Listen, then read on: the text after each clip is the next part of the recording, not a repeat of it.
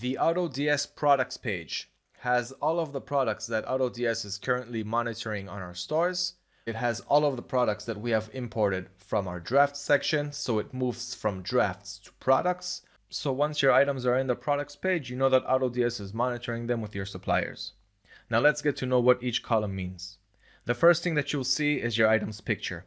If you click on the picture, you'll be taken to the full item edit page, where you can edit the title, the collection that it's in, the tags, the country location, the brand, shipping methods, the city that the item is in, the stock monitoring, price monitoring, and auto ordering if you have it on. You can edit the item's description, you can edit the variants, you can edit the images, the item specifications. So those are all of the options that you have for editing the product by just clicking on the picture in the products page. The next thing that you'll see is the item's title, the date which it was uploaded on. You can add notes for each product. These three little dots allow you to add or edit your own tags. The green box shows the total amount of variations which are in stock. The yellow box shows variants that are on hold, and the red box shows variants that are out of stock. Now let's talk about the difference between on hold and out of stock. Let's take this product for example. As you can see, we have 55 variants that are on hold. This means that AutoDS took them out of stock even though the supplier has them in stock. And to find the reason why AutoDS took it out of stock, all you have to do is hover your mouse over the yellow box. And here you can see that the 55 variants are over their shipping time. This means that the shipping time that you have set in your settings are lower than what we have configured in our settings. So for example, if your shipping settings time are set to 5 days, but the supplier can only ship them within 10 days, AutoDS will take them out of stock even though the supplier has them in stock. This is obviously for your own protection. If you want to ship out your items within 10 days or however long it will take the supplier, just change it in your settings and the variants on hold will switch to green, to available. And the red out of stock box means that the supplier really doesn't have any stock right now. If and when they will have stock, it will go back to being available or on hold if there's some kind of configuration which is not passing its setting. So that's what these three boxes means, each one with their own color. If you want to see exactly the reason why the item is on hold or why the item is out of stock, simply hover your mouse over the red or yellow box.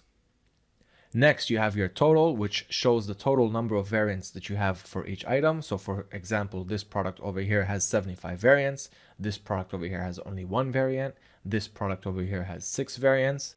Moving on, you have your buy and sell price range. So for example, since this item over here has 6 variants, your buy prices vary from $14.97 to $15.99.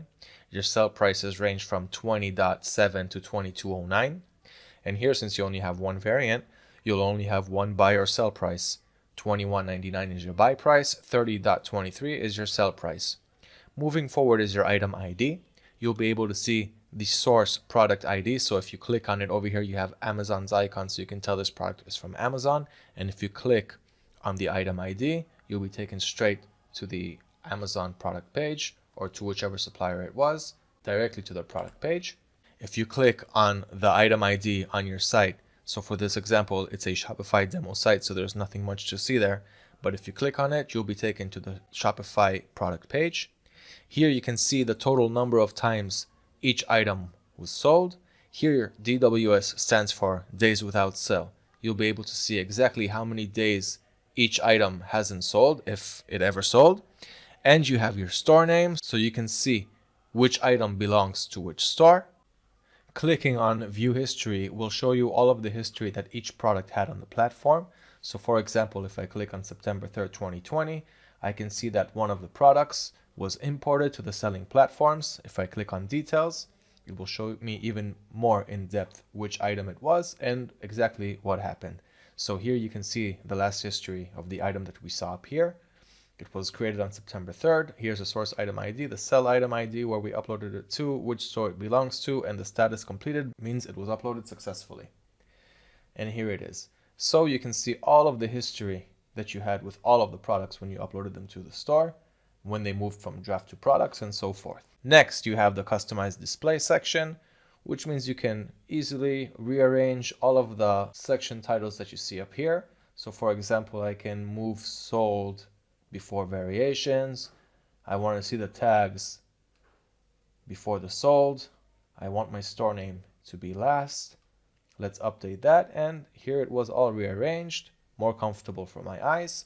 So that's exactly what customized display gives us. Another super important feature that I want to talk about is the add filter option, which gives you the ability to search for any product that you have on your site within the filter that you want. So for example, I would like to filter out all of the products that are on buy site AliExpress, which will show me all of the products that I have uploaded from AliExpress as the source site. So for this example, I have 4 items from AliExpress, and from here I can add another filter on side of the AliExpress source site. I can save the filter, or I can clear and start another search. So let's do another one. For example, I would like to see all of the items that have a buy price of anything greater than $10. Now it'll filter out all of the products that cost us more than $10 on the source price, on the buy price. Let's clear that and try just another option. So I want to see all of the items that have an inventory status of out of stock. I would like to see all of my out of stock products. And as you can see, even if you have, for example, 20 variants that are in stock, but you have at least one variant that is out of stock, it's also going to show in your out of stock filter. So play around with the filter option a lot. It can really help you organize your store and with your product research. The last thing I want to talk about is the number over here, which shows you the total number of products that AutoDS is monitoring for you. You also have the total number of untracked products. So for any reason AutoDS was not able to synchronize between your store and the supplier, just click on the untracked products link. It'll show you all of the products which were not able to sync with AutoDS and the supplier. All you have to do is manually fill in the source ID, the product ID, which supplier it's from, which region you're uploading it to, click on add, and if AutoDS will be able to successfully sync it, you'll be able to see it move from untracked products to products.